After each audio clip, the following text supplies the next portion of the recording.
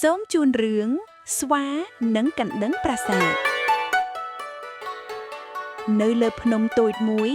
មានវត្តស្ងប់ស្ងាត់និងស្រស់ស្អាតព្រះសង្ឃចន្ទរា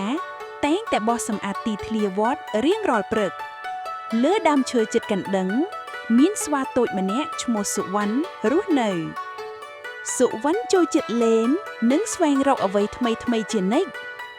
ថ្ងៃមួយសុវណ្ណបានរកឃើញកណ្ដឹងធំមួយគាត់គិតថាវាជារបស់លេងថ្មី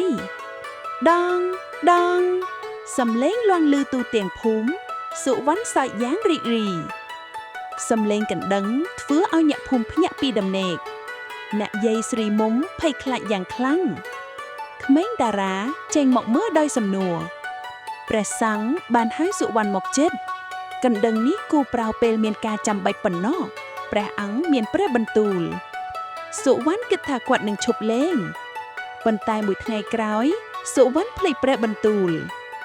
គាត់វាយកណ្ដឹងម្ដងទៀតដោយមិនគិតច្រើន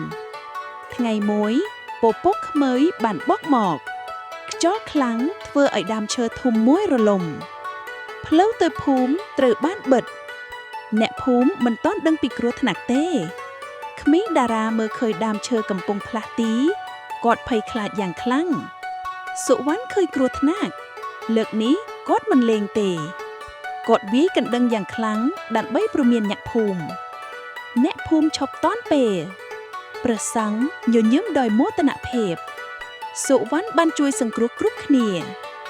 ចាប់ពីថ្ងៃនោះមកសុវណ្ណប្រើកណ្ដឹងដោយការទទួលខុសត្រូវ